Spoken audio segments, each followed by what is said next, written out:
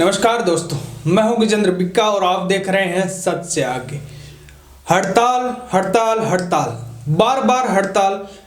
कभी ड्राइवर की हड़ताल, कभी डॉक्टर्स की हड़ताल, कभी किसानों की हड़ताल, कभी पहलवानों का आंदोलन, कभी रेलवे की हड़ताल, कभी दिल्ली में पेंशनर समाज की हड़ताल, कभी अन्ना हजारे का लोकपाल आंदोलन, कभी रामदेव बाबा का आंदोलन, कभी गढ़साना का किसान आंदोलन, कभी जेपी आंदोलन, कभी खालिस्तानियों का आंदोलन, कभी सिखों का आंदोलन, कभी किसी चीज का आंदोलन, कभी हड़ताल, कभी आंदोलन, कभी बहिष्कार। ऐसा क्यों हो रहा है?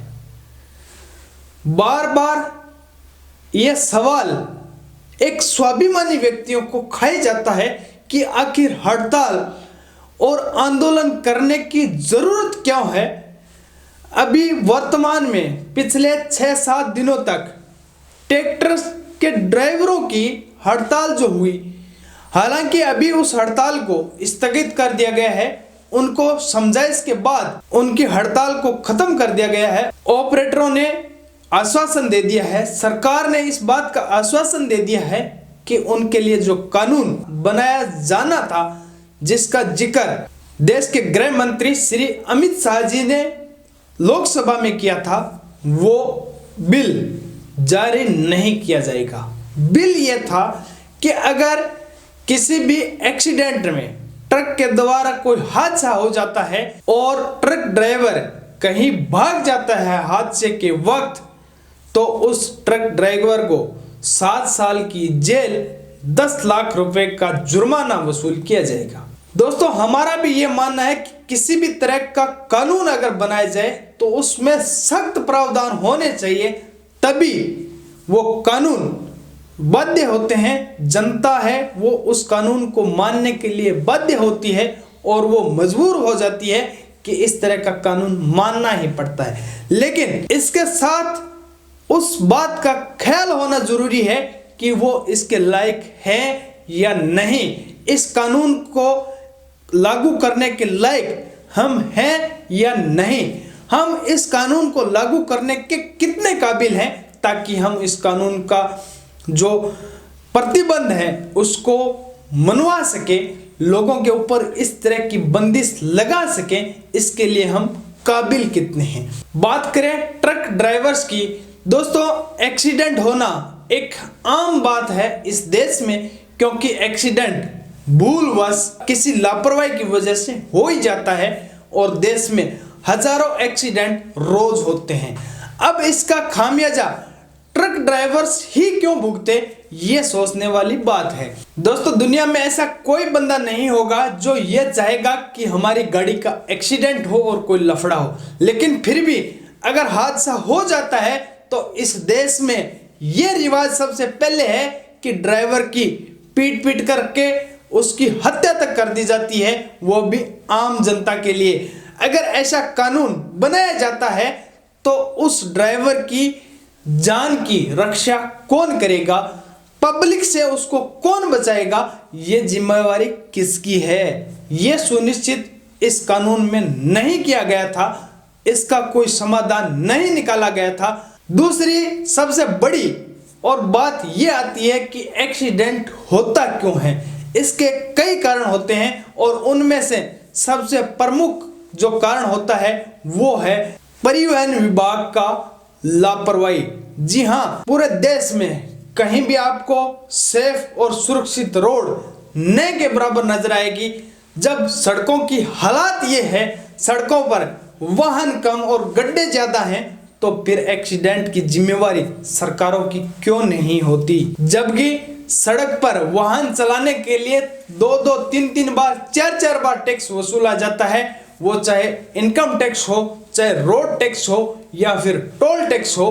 कई तरह के टैक्स वसूलने के बाद सड़कों की हालात नहीं सुधर पाती, तो फिर सरकार कौन से मुंह से ऐसा कानून बना रही है और ऐसे कानूनों की क्या जरूरत है जब आप सुविधाएं मुहैया नहीं करवा सकते।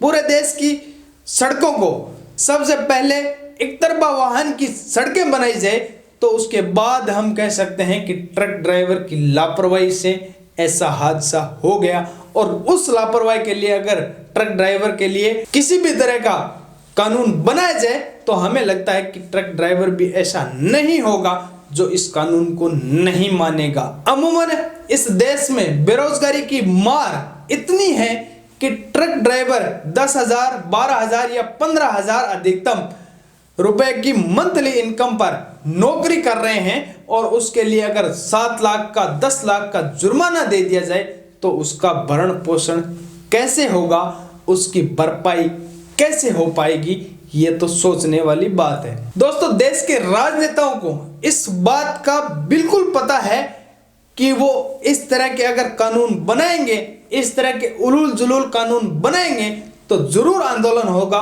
और ये तथाकथित आजादी 1947 के बाद से ऐसा होता आ रहा है। उसमें जय नारायण व्यास का आंदोलन था, जेपी आंदोलन, इसमें सिखों ने आंदोलन किया, कई बार खालिस्तानी आंदोलन हुआ, एक बार बाबा रामदेव जी ने संपूर्ण आजादी को लेकर के आंदोलन किया जिसमें बाबा रामदेव जी सलवार पहन करके भागे थे, वो भी एक आंदोलन था।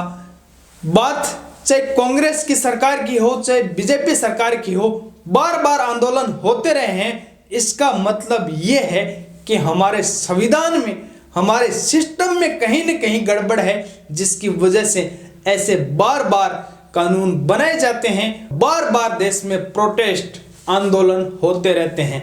जैसे जैसे चुनाव नजदीक आते हैं वैसे वैसे किसी न किसी तरह का आंदोलन होता रहता है जिससे लोगों का ध्यान असली मुद्दों से भटकाया जाता है। और ये एक सोची समझी साजिश के तहत किया जाता है ताकि देश की जनता का ध्यान असली मुद्दों पर भटकाया जा सके।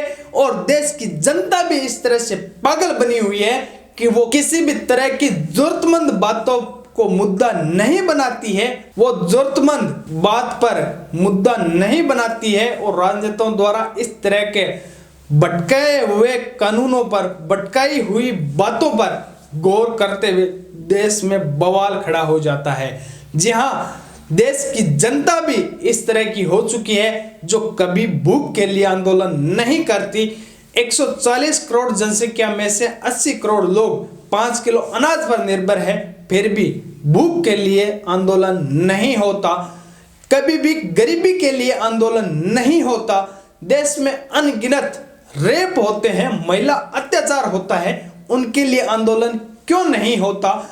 देश में फिल्मों में वल्गैरिटी जो परोसी जाती है उसके लिए आंदोलन नहीं होता। नेताओं के द्वारा लूट खसोट मची रहती है, 300 करोड़ रुपए की नकदी या काला धन नेताओं के घर पे पाया जाता है, उसके बाद आंदोलन नहीं होता। भ्रष्ट जुडिशरी के ऊपर कभी आंदोलन नहीं होता।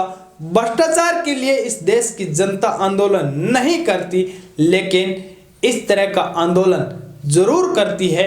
वो चाहे इस तरह का आंदोलन जरूर होता है जिसका कोई औचित्य नहीं होता, और उसका औचित्य भी सरकारों की नजर में भी इतना ही होता है कि देश की जनता का ध्यान असली मुद्दों से भटकाया जा सके। दोस्तों, ट्रक ड्राइवर्स के द्वारा इस तरह का आंदोलन करना, समाप्त करना और इस तरह के कानून के लिए ये बात अमित शाह जी द्वारा संसद में बोलना, कानून पारित होने से पहले, इस पर आप लोगों की क्या राय है आप हमें जरूर बताएं। और चैनल पर नए हो तो चैनल को सब्सक्राइब करें, वीडियो को शेयर करें। जय हिंद, वंदे मातरम।